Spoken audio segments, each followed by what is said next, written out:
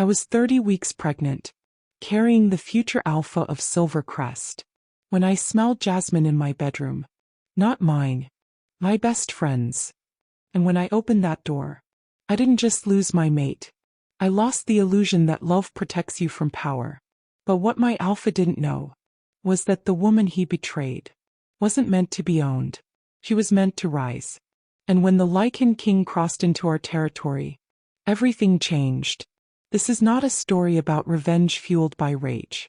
This is a story about sovereignty, about breaking a bond, and becoming untouchable. Chapter 1. I used to believe betrayal had a sound.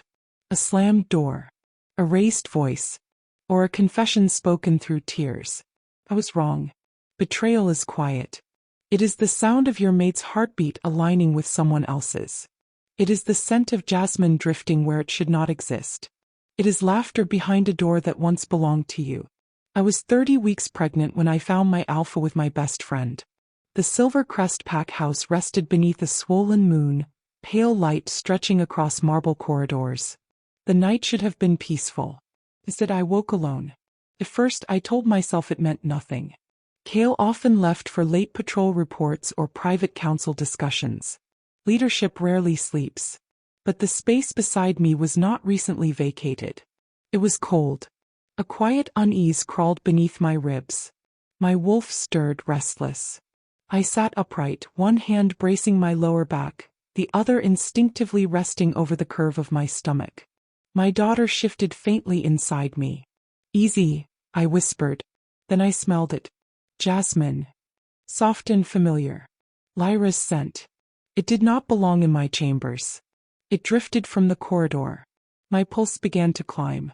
Slowly, carefully, I rose and stepped into the hallway. The scent grew stronger as I walked. Not toward the council wing. Not toward the war room. Toward Kale's private suite. My throat tightened.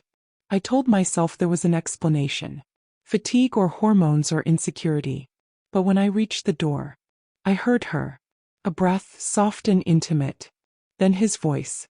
Lower than I had ever heard it in council. Closer and private. I pushed the door open. Lyra's hair spilled across his pillow. Kale's hand rested at her waist. They were entangled in a way that required no interpretation. Kale looked up first. Ilara. No shame. No panic. Just my name. Lyra scrambled upright. This isn't. Don't, I said quietly. I looked at him.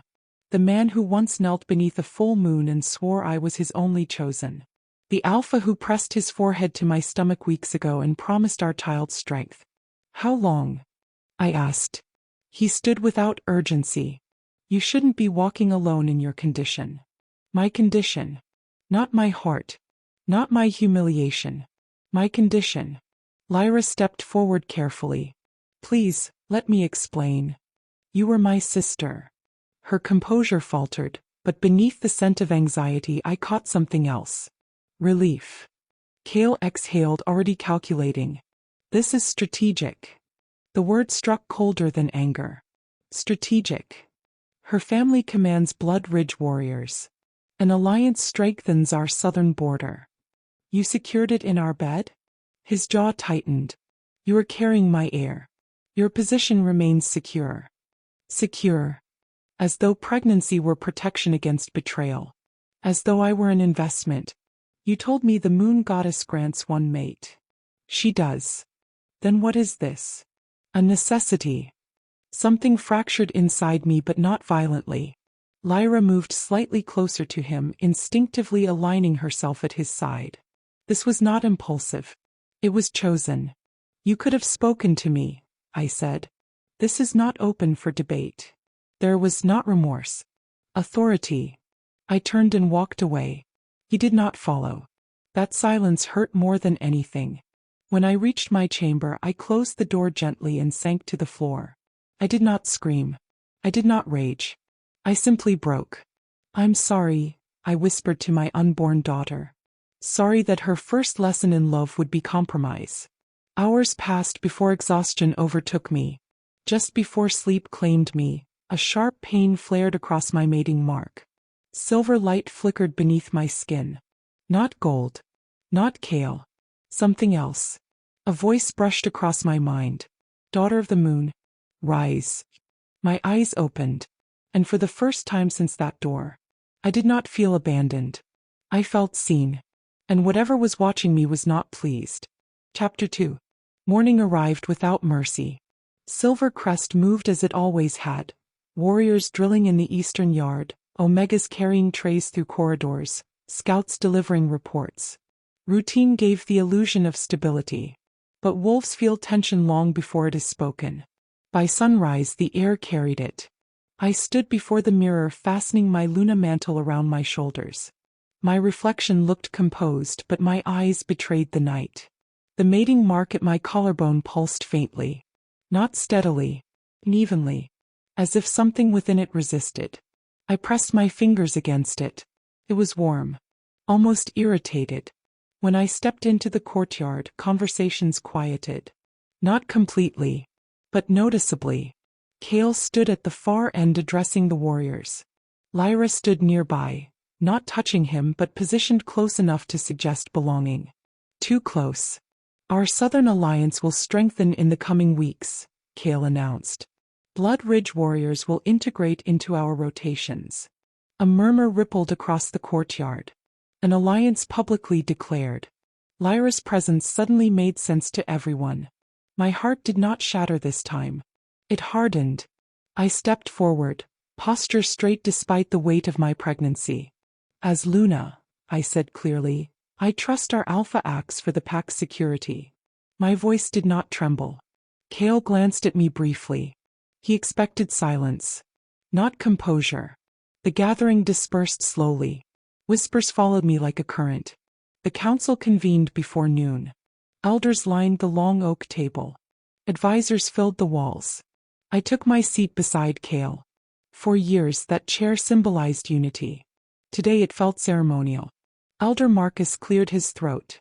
There is concern regarding succession clarity. Kale's jaw tightened. My heir is secure, he replied. Secure. That word again. And if additional bonds are formed? Marcus asked carefully. Silence pressed in.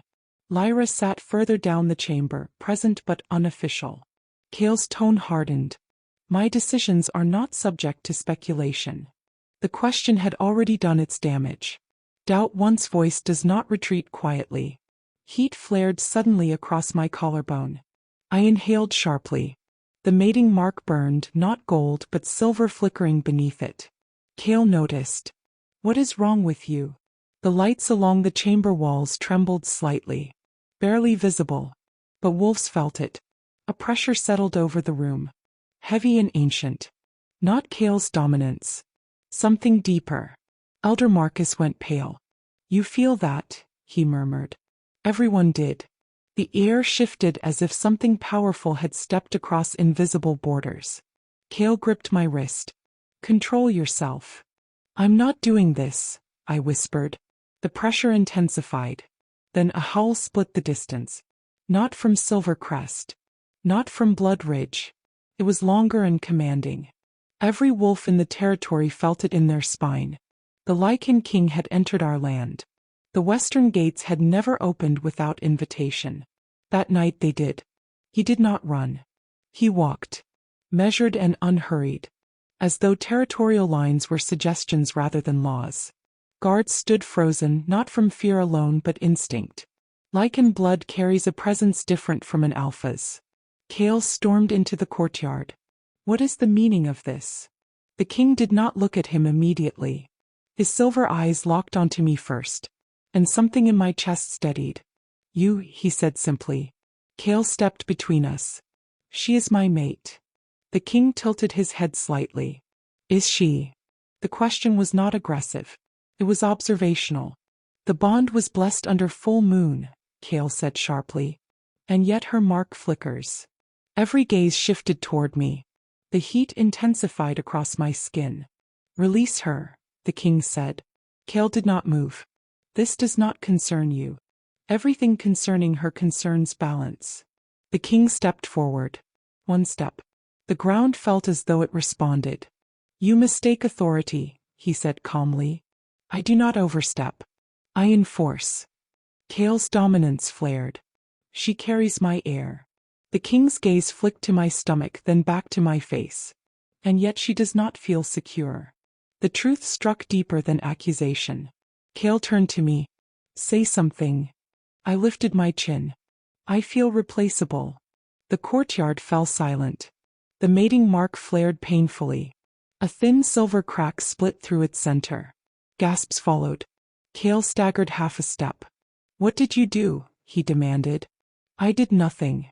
The king's voice remained steady. The moon goddess does not tolerate divided loyalty. Kale's expression darkened. This is manipulation. If your bond is true, the king replied, it will endure. Then he declared it. 3 nights. The words echoed like law. 3 nights to prove the stability of your bond. If it holds, I depart. If it fractures, she leaves under royal protection. Kale's fury was immediate. You will not take my mate. You cannot keep what you cannot protect. The courtyard absorbed the weight of that sentence. For the first time since I opened that bedroom door, I did not feel powerless. 3 nights. The king turned and walked toward the western tower without waiting for permission. Kale faced me, anger barely contained. You will not speak to him. I am no longer yours to command, I replied quietly. And in that moment, the crack in the bond widened. We are now entering the 3-night trial. Chapter 3. The first night of the trial felt like standing on thinning ice.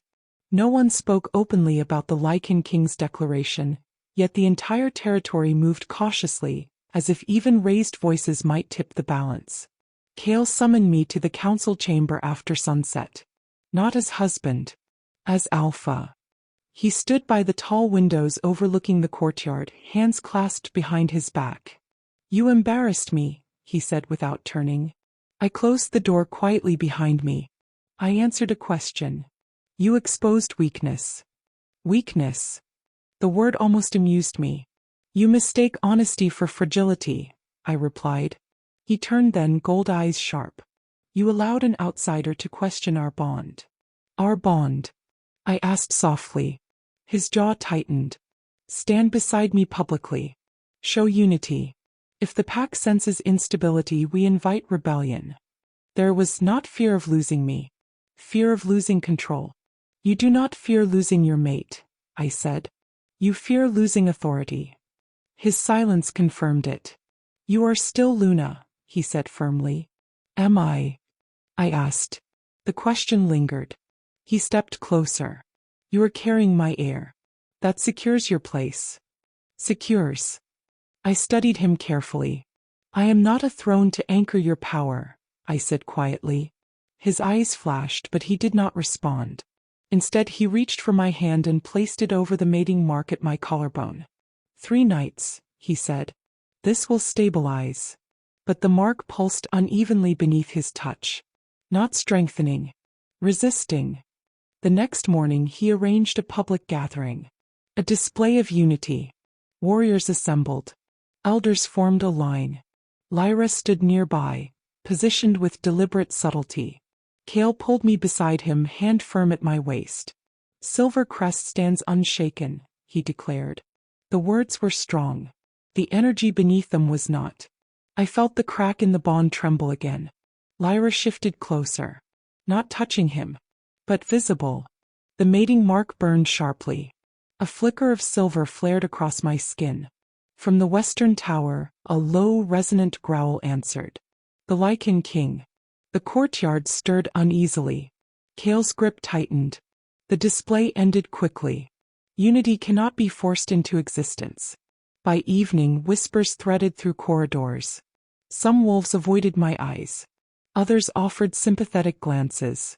Lyra walked with newfound confidence, though tension coiled beneath her movements. That night I sat alone in the garden courtyard. Moonlight filtered through the trees, silver and cool. You feel the fracture, a voice said behind me. I did not startle. The Lycan King stepped into view. You risk war entering here, I said quietly. I do not wage war over broken vows, he replied. He did not stand too close. Did not attempt dominance. He simply watched. Why are you here? I asked. Because your mark was never meant to bind you fully. The words settled heavily. What does that mean? You were marked young. I chose him. You were guided toward him. A chill traced down my spine. You speak in riddles. I speak in caution. His silver eyes sharpened slightly. On the third night, truth will not be negotiable. Before I could question further, Cale's footsteps approached. His gaze darkened at the sight of the king. You defy me openly, Cale said. I observe, the king replied calmly. Cale turned to me. You will not meet him alone again. I decide who speaks to me, I answered. For the first time he looked unsettled. The crack in the bond pulsed again wider. The second night brought no relief. Cale attempted to rekindle the bond privately. He stood before me in our former chamber, eyes intense. Remember who we were, he said. I did, and that was the problem. I remembered the devotion, the promises, the certainty in his voice when he swore I was his only mate. You chose politics over loyalty, I said. I chose survival, he countered. At my expense. Silence pressed between us. He reached toward the mark again. Gold flickered faintly, then sputtered. The silver beneath it glowed brighter. His expression hardened. You are letting him influence you. I am letting truth influence me. That was when something shifted in his gaze. Not anger. Realization. But pride held him in place. The third night arrived beneath heavy clouds.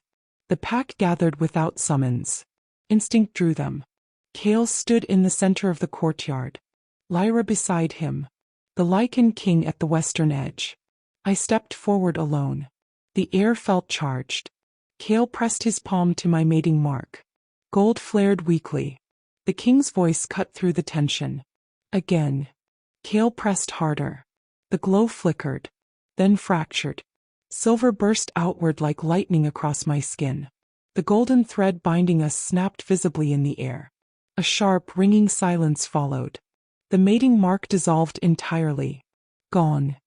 In its place, a faint circular symbol began to form. Incomplete, but undeniable. Cale staggered back. No. But the moon goddess does not reverse truth.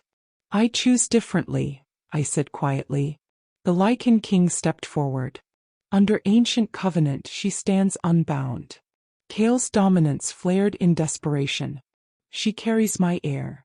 She carries her destiny, the king replied. I stepped away from Cale. As I crossed the space between them, something in the air shifted. Authority recalibrated. Cale stood alone at the center of the courtyard. For the first time, he looked uncertain.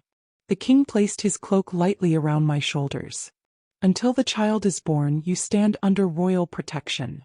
And in that moment I understood something profound. I had not lost a bond. I had regained myself. Chapter 4. The Western Tower had always stood within Silver Crest territory, yet no alpha had ever claimed it as residence. Its stone was darker than the pack house, etched with symbols older than territorial law. It carried history in its walls, quiet, watchful, unmoved by pride. When I crossed its threshold, something inside me steadied. Not relief. Recognition. The Lycan King did not rush ahead of me or attempt to guide my steps. He walked beside me in silence as we ascended the spiral staircase. You are not afraid, he observed. I have been afraid long enough, I replied. It has lost its power. At the top, a chamber awaited, simple, deliberate, prepared. You expected this outcome, I said. I expected instability, he corrected. From the balcony I could see the entire territory stretching beneath the moonlight. I had stood in Cale's tower many times before, yet this height felt different. Broader and unclaimed. Silver Crest will fracture, I said. Yes. You sound unconcerned. I am concerned with balance, he replied. Not ego. Balance. The word lingered. Sleep did not come easily that first night. The absence of the mating bond was strange, not painful but hollow. For years, Cale's presence lingered faintly at the edge of my awareness. Now there was silence. Yet beneath that silence, something else stirred. The faint circular symbol beneath my skin pulsed gently. The king entered at dawn. You feel it forming, he said. Yes. It will not complete until your child is born. What is it? He met my gaze evenly. It is not a mating mark. Then what? A sovereign seal. The words felt heavy. I am not royalty. You are. My mother was pack-born. She was more than that. My breath stilled. You knew her? Yes. She left when I was young. She was removed. The word was precise. Removed by whom? He held my gaze steadily. Your mother descended from the first Luna. The woman marked directly by the moon goddess before alphas ruled through dominance. That is myth, I whispered. It is history. The wind shifted across the balcony. She refused political mating, he continued. She chose for love. When that love betrayed her, she built something stronger. What? A bloodline no alpha could control. The realization cut deeper than betrayal. Kale had marked me young, before I understood my own strength. You believe he knew? I asked. Yes. The answer did not waver. You were valuable. Not cherished. Valuable. I swallowed hard. He did not love me. He valued what you carried. That truth hurt more than the affair. By midday, word of the bond's severance had traveled through the territory. Warriors approached the western tower, not in rebellion but in curiosity. 2 requested training under Lycan discipline. Kale denied it publicly. The king accepted under ancient provision. The shift was subtle, but visible. Leadership does not collapse overnight. It erodes through doubt. Kale arrived at the tower before sunset. He did not enter immediately. Ilara, he called from below. I descended alone. He looked different. You allow him to isolate you, he said. I isolated myself when I stayed silent, I replied. You destabilize the pack. I reveal its instability. His jaw flexed. You could return. To what? His silence answered. To share leadership, he insisted. As what? I asked. He did not respond. Because he no longer had a role to offer me that did not diminish me. My daughter will not grow watching her mother shrink, I said quietly. Something flickered in his eyes. Regret. But pride still held him upright. This is not finished, he said. No, I agreed. It has just begun. That night, the sovereign seal glowed brighter and powerful. The king stood beside me at the balcony. You do not hate him, he observed. No. Why? Because hatred ties me to him. He considered that. What will you choose instead? I looked across the territory. Elevation. He studied me carefully. You move carefully. Yes. Why not remove him? Because destruction is loud, I replied. Growth is permanent. The wind settled around us. Below, Kale stood in the courtyard alone longer than usual. And for the first time, he did not look angry. He looked uncertain. And uncertainty is where power begins to shift. Chapter 5. Power rarely collapses in a single moment. It weakens first. By the second week after the bond shattered, Silver Crest still functioned but the rhythm had changed. From the balcony of the western tower, I watched morning drills unfold. Kale's commands cut sharply across the yard, precise and controlled, yet the response from his warriors carried a faint hesitation. Not defiance. Evaluation. That was new. The sovereign seal beneath my skin pulsed steadily now. The Lycan King stood beside me, silent as ever. He presses harder, I said. Yes. Kale corrected small mistakes publicly. He tightened patrol rotations. He accelerated integration with Blood Ridge. Strength through pressure. But pressure cracks stone when applied without trust. Lyra moved through the pack house with measured grace. She wore restraint like armor, never overstepping, never declaring position. Yet her presence beside Kale remained deliberate. She approached the western tower that afternoon. Alone. I did not expect this outcome, she said without preamble. Neither did I replied. You are turning them. I am not turning anyone. They train here. They requested growth. Her composure wavered. He is still alpha. Yes. But no longer unquestioned. The words struck her harder than accusation. You could have shared power, she said quietly. I could have shared humiliation, I corrected. Silence stretched between us. You loved him, she said. I did. And now, I love myself more. Her expression faltered. That was the shift she had not predicted. She thought she replaced me. She had not understood that I replaced my dependence. Cale made his mistake soon after. He announced expanded patrol restructuring with Blood Ridge without full elder consultation. A move meant to demonstrate authority. Instead, it exposed urgency. Elder Marcus requested open forum. The courtyard filled quickly. Cale stood at its center, posture rigid. Speak plainly, he told Marcus. There is concern regarding divine favor, Marcus said carefully. The bond fractured under royal witness. Murmurs rippled outward. My leadership stands, Cale replied. I stepped forward from the edge of the gathering. The bond did not fracture by accident, I said calmly. His eyes burned. You abandon the pack. I protect it. The distinction cut deeply. Marcus bowed slightly toward me, not as Luna, but in acknowledgement of sovereign awakening. Cale noticed. And in that moment he understood something dangerous. Authority was no longer anchored solely to him. That evening a patrol returned injured. Not from attack. From miscommunication during joint training. 2 warriors wounded unnecessarily. Cale's anger erupted publicly.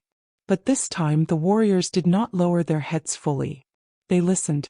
But they did not absorb. Fear loses potency when alternatives appear. From the balcony I watched the exchange. He loses grip, the king observed. He loses illusion, I replied. The sovereign seal warmed faintly. Cale confronted me again at dusk. You undermine me, he said. I reveal what is fragile, I answered. You could end this. I already did. You would see me fall? The question carried more vulnerability than accusation. I do not wish your destruction, I said honestly. I wish your awareness. Silence lingered between us. You mistake elevation for betrayal, he said. You mistook possession for partnership. That truth struck cleanly. He stepped closer. You think he will make you queen. I do not require a crown, I replied. I require respect. His shoulders tightened. I made a strategic error. No, I said softly. You made a character decision. The words landed heavier than insult. He looked away briefly. As he remembered. The cold bed. The public display. The word necessary. For the first time, he had no argument. That night the sovereign seal flared sharply. Pain lanced through me as I gripped the balcony railing. It begins, the king said quietly. Silver light spread across my collarbone and downward toward my heart. The air across the territory shifted. Wolves paused mid-step. Every instinct sharpened. The seal completed in a blaze of silver radiance. Circular, whole and ancient. When the light faded, silence followed. The king inclined his head slightly. You stand sovereign. Below, wolves instinctively dropped to one knee. Cale emerged from the pack house. He saw the glow fade from the sky. And understood. His dominance no longer stood alone. The elders gathered beneath the tower the next morning. Under ancient covenant, Marcus declared, the moon-marked sovereign stands recognized. Cale attended. Rigid and controlled. But not absolute. I do not seek dethronement, I said calmly. I seek integrity. The wolves listened. And something subtle shifted. Not rebellion. Realignment. Cale remained silent. Because ancient law outranks pride. And for the first time, he felt it. Power shared is power redefined. Chapter 6. By the time my pregnancy reached its final weeks, Silver Crest no longer felt fractured. It felt recalibrated. Warriors divided their training between the pack yard and the western grounds. Elders consulted both towers. Decisions carried more discussion, less command. Kale still led. But he no longer ruled alone. From the balcony I watched him carefully. He moved differently now. Less rigid and less absolute. The sovereign seal beneath my skin pulsed in quiet rhythm with my heartbeat. Lyra felt the shift more acutely than anyone. Her presence beside Kale had lost its advantage. What once appeared like rising status now resembled imbalance. She confronted him openly one afternoon inside the main hall. "You said this would secure us," she whispered sharply. "It has," Kale replied. "It has secured nothing," she said. They bow to her. They acknowledge ancient law. "You regret it." Silence followed. "I regret misjudging consequence," he said finally. The distinction struck her deeply. Because she had mistaken strategy for destiny. That evening she approached the western tower again. "I did not think it would unravel like this," she said. "Neither did I replied. She looked smaller somehow. Not physical but spiritually. "You could remove him," she said quietly. "Yes." "You won't." "No." "Why?" I placed my hands gently over my stomach. "Because my daughter deserves stability built on truth, not ruin." Her eyes filled. "You are stronger than I imagined. I am simply no longer afraid." She nodded slowly. And for the first time there was no rivalry in her gaze. Only understanding. The first contraction came at dawn. Sharp and decisive. The sovereign seal flared bright silver. The entire territory felt it instantly. Heads lifted across courtyards and corridors alike. The Lycan King appeared beside me without announcement. "It is time." Kale arrived moments later, waiting. Labor stripped pride from everyone in the room. Pain surged in waves that erased politics and history. Hours blurred. The seal pulsed with each contraction. The air thickened not with dominance but reverence. The final push tore a cry from my throat. Then a newborn's voice pierced the chamber. Clear and strong. When they placed her in my arms, silver light spilled outward across the tower. Across the courtyard. Across the territory. Wolves dropped instinctively to one knee. Not to Kale. To the shift. Kale stepped closer slowly. His eyes widened as he saw her. Silver eyes. Brighter than mine. "She carries it," he whispered. "Yes." He looked at me differently then. Not as mate. Not as possession but as equal. "I failed you," he said quietly. "Yes." The word was not cruel. It was clean. "I believed multiplying alliances secured strength," he continued. "I did not see that trust is strength." The chamber remained silent except for our daughter's soft breathing. "I cannot undo what I did." "No." "I cannot reclaim what we were." "No." He lowered himself to one knee. "Not ceremonially. Instinctively. I will serve Silver Crest under shared sovereignty." The words carried outward. Because wolves feel submission when it is genuine. "I do not require submission," I said gently. "I require integrity." His head bowed further. "You have it." In that moment my revenge completed. Not because he knelt. Because he understood. The pack gathered by nightfall. I stepped onto the balcony with my daughter in my arms. Kale stood slightly behind me. Aligned and not overshadowing. The Lycan King remained to the side. As guardian and witness. "Leadership is not dominance," I said clearly. "It is responsibility." The courtyard remained silent. "We do not erase mistakes," I continued. "We learn from them." A wind moved softly across the stones. "This pack stands under shared honor." One by one wolves bowed. Not deeply. Not fearfully. But respectfully. The difference mattered. The king approached later that evening. "You did not destroy him," he said. "No." "You elevated beyond him." "Yes." "What do you feel?" I looked across the territory. Free. And I really meant it. Chapter 7. Power feels different when it is no longer threatened, it steadies. Weeks passed after my daughter's birth, and Silver Crest settled into a rhythm unlike anything it had known before. Kale did not attempt to reclaim dominance through force. Instead he adjusted. He consulted elders openly. He invited discussion before issuing directives. He trained beside warriors rather than towering over them. Humility reshaped him. Pain had accomplished what pride never could. From the western tower balcony I watched him often. Not with longing. Not with resentment. With clarity. He had not been evil. He had been arrogant. And arrogance, when unchecked, fractures everything it touches. Lyra's presence grew quieter with each passing day. The pack no longer whispered about her as a future Luna. They did not treat her with hostility, but the subtle deference she once imagined for herself never materialized. She visited the tower at sunrise on the 20th day after my daughter's birth. "I am leaving," she said. "No drama. No tears. Blood Ridge." I asked. "Yes. You are not being forced." "I know." She looked toward the pack house. "I mistook ambition for destiny," she admitted. "I believed aligning with power would secure my place. And now I understand that power without loyalty is unstable." Silence lingered between us. "You loved him," she said. "Yes. And he loved you." "I believe he did." She swallowed hard. "You will never return to him." It was not a question. No. Not because I despised him, because I had outgrown him. She nodded slowly. "When he looks at you now, it is not the same." "No," I agreed. "It isn't." She studied me for a long moment. "You are untouchable." "I am whole." That was the difference. She stepped back. "I hope your daughter grows without learning what we did." "She will," I said quietly. Lyra crossed the territory border at dawn. No spectacle. Just a lesson walking away. The Lycan King remained at the western tower. Not as ruler.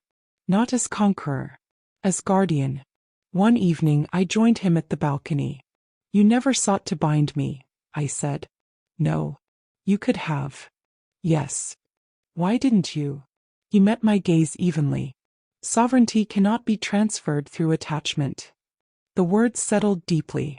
"You came because of my bloodline. I came because your awakening alters balance." "And nothing more?" A faint shift in his expression. "You remind me of the first Luna."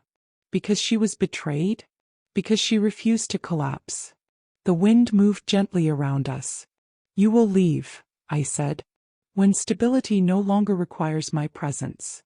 There was no regret in his voice. Only certainty. "You were never meant to stand behind an alpha," he continued. "You were meant to stand beside destiny." That understanding freed something final inside me. He had never come to replace Kale. He had come to witness awakening. The elders called for formal gathering beneath the next full moon. Not to crown. Not to dethrone. To redefine. Kale stepped forward before the assembled pack. "I mistook control for strength," he said plainly. "No excuses. No deflection. I fractured trust." The pack listened. "I submit to shared sovereignty under ancient covenant." His voice did not shake. It carried humility. I stepped beside him, my daughter resting peacefully in my arms. "We do not erase error," I said. "We evolve from it." The wolves remained silent, attentive. "No wolf in this territory is owned," I continued. "Not by bond. Not by fear. Not by strategy." A murmur of agreement rippled outward. "We stand under honor, not possession." Kale lowered his head slightly beside me. This time it was not submission to dominance. It was alignment with truth. The Lycan King watched without interference. His role was nearly complete. Later that night, Kale approached the tower alone. "You are beyond my reach now," he said quietly. "I was never meant to be within reach," I replied. He studied my face carefully. "I loved you." "I know." "I lost you." "Yes." The word carried no venom. Only finality. "I will protect this pack with you," he said. "Not above you." I nodded. "That is enough." He left without attempting to bridge the distance that once existed between us. Chapter 8. Growth. The morning the Lycan King prepared to leave, the sky was unusually clear. No storm. No omen. No dramatic farewell. Just quiet certainty. He stood at the edge of the western grounds, dark cloak resting against ancient stone. The territory felt steady now, balanced, no longer strained between pride and awakening. "You are leaving," I said, though I already knew. "Yes." "Because balance has returned? Because you no longer require intervention." There was no ceremony in his tone. No claim. No regret. "You never came to claim me," I said. "No. You came to correct imbalance." "Yes." The honesty between us had always been uncomplicated. "You could have used this shift to expand influence," I added. "I do not expand," he replied calmly. "I preserve." Wind moved lightly across the courtyard. "You changed everything," I said. "No," he corrected gently. "You did." Silence settled between us. "When will I see you again?" I asked. "When the world tilts," he answered, "and you no longer stand at its center." A faint smile touched my lips. "Then perhaps not soon." He inclined his head slightly. "You were never meant to belong to one alpha," he said. "You were meant to belong to yourself." And with that he turned and walked beyond Silver Crest territory. No wolves followed. No one knelt. They did not need to. His presence had never required spectacle. It required alignment. Life settled into something almost unfamiliar. Peace. Kale ruled with tempered authority. He sought counsel before action. He listened more than he spoke. When he issued commands, they carried weight because they were grounded in consideration. Warriors no longer hesitated. Elders no longer whispered. Trust had not returned to what it once was. It had evolved into something more deliberate. And that was stronger. One evening, I stood in the courtyard watching my daughter take her first unsteady steps. Silver eyes. Steady posture. Not fragile. Never fragile. Kale stood nearby, not hovering, not asserting. Just present. "She will be formidable," he said quietly. "She will be free," I corrected. He nodded. "You built something I did not foresee." "No," I replied. "I revealed what was already here." He watched her carefully. "I believed multiplying alliances meant strength," he said. "I see now that strength without integrity corrodes." The admission no longer felt painful to hear. It felt complete. "You thought securing me secured power," I said gently. "Yes. And now? Now I understand you were never something to secure." He had learned. Not because I punished him.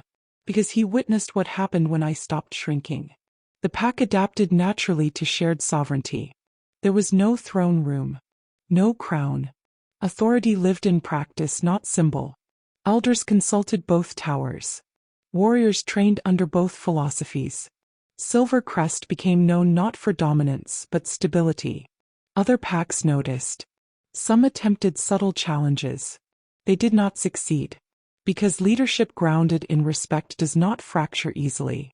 Years later, stories would circulate. They would dramatize the night the Luna broke her bond. They would exaggerate the Lycan King's arrival. They would reduce everything to scandal or miracle. They would miss the truth. The real shift did not happen when I walked away from a bedroom door. It happened when I chose not to return to it. The real revenge was not humiliation. It was elevation. Kale never again attempted to claim me. He stood beside me in counsel but not over me. He protected our daughter fiercely but without possessiveness. He bowed only when appropriate, never from fear. And when he looked at me now, there was no desire to control. Only respect. One evening beneath a full moon, Kale spoke softly. "You are stronger than I deserved." "I was always strong," I replied. "You simply did not see it." He exhaled slowly. "I see it now. That is enough." Because revenge rooted in anger burns quickly. Revenge rooted in growth endures. Silver Crest flourished. Not because an alpha fell.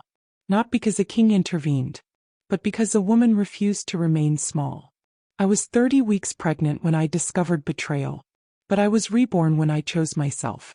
And that choice reshaped everything. Not through destruction. Through dignity. And dignity, once awakened, cannot be taken. Chapter 9. Time does not erase betrayal. Transforms it. A year passed. Silver Crest no longer whispered about fracture. The The pack spoke instead of reform and of something stronger than dominance. Shared sovereignty had reshaped daily life in ways outsiders would not immediately recognize. Council meetings lasted longer. Warriors were heard before being commanded. Decisions were questioned without fear. Strength had not diminished. It had matured. My daughter grew quickly. Silver-eyed, steady, observant far beyond her years. She did not flinch at raised voices. She did not shrink beneath authority. He watched, learned, and absorbed. Cale trained her personally in the early mornings. Not as possession but as responsibility. I watched them often from the courtyard's edge. He no longer barked commands at her. He guided, corrected gently, and explained. He had learned that force builds obedience. Guidance builds loyalty. One afternoon she fell during sparring practice and looked up at him without tears. "What do I do?" she asked. "You rise," he answered. She stood immediately. And in that moment I saw something important. She would never confuse love with control. Because she had never seen me surrender. Other packs began sending emissaries. Curiosity first. Then inquiry. How had Silver Crest maintained unity after divine severance? How had an alpha retained leadership under shared authority? The answer was simple. We chose integrity over pride. Not every pack approved. Some alphas bristled at the idea of sovereignty existing beside them rather than beneath them. One attempted to test boundaries. He arrived with veiled insult masked as diplomacy. "You allow your former Luna to speak in council?" he asked Cale. Cale did not hesitate. "She does not require my permission." The visiting alpha's gaze shifted to me. "You fractured tradition." "I corrected imbalance," I replied evenly. He scoffed. "Dominance defines order. Respect defines endurance," I answered. The exchange ended quickly. He left unsettled. Months later, his own pack experienced internal rebellion. Dominance without trust never survives long. Lyra wrote once. A single letter carried by neutral courier. She had returned to Blood Ridge and rebuilt her standing slowly. Not through alliance. Through merit. Her words were honest. I misjudged what strength looks like. I confused proximity to power with personal worth. I folded the letter carefully. Growth does not belong to one person alone. Cale and I stood together one evening overlooking the territory. "You never punished me," he said quietly. "You punished yourself," I replied. "That is not the same." "No," I agreed. "It is heavier." He looked toward our daughter training below. "I once believed fear ensured loyalty. And now, I understand loyalty is offered, not taken." There was no longing between us anymore. No unfinished ache. Only shared responsibility. And that was stronger than romance ever could have been. My sovereign seal never faded. It did not blaze constantly. It did not demand attention. It existed quietly. Authority without noise. Young wolves began asking questions about the first Luna. About bloodline. About divine correction. I did not present myself as legend. I presented truth. "You are never owned," I told them. Not by bond. Not by expectation. Not by politics. Their eyes widened with understanding. Because autonomy once introduced spreads. Revenge is often imagined as spectacle. Mine was evolution. I did not destroy Cale. I did not seize his title. I did not humiliate him publicly. I outgrew the space he tried to confine me to. And in doing so I reshaped the structure around us. He once believed securing me meant securing power.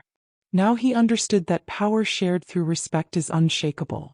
And that understanding would follow him for the rest of his life. Chapter 10. Years passed. Silver Crest became known across territories for stability rather than aggression. Packs that once measured success by territorial expansion began studying council structures instead. Warriors trained in diplomacy as well as combat. Young females were raised without fear of being traded for alliance. That shift alone altered generations. My daughter grew into her strength naturally. Not rushed. Not burdened. She learned history fully, including my own. "You left him," she said once. "Yes." "Did it hurt?" "Yes." "Would you do it again?" Without hesitation. Yes. She considered that carefully. Why? Because pain is temporary, I said. Diminishing yourself lasts longer. She nodded slowly. That was enough. Cale aged into wisdom rather than arrogance. He no longer sought expansion. He focused on endurance. In private moments he admitted truths he once would have denied. I feared losing control, he told me once. You feared losing image, I corrected gently.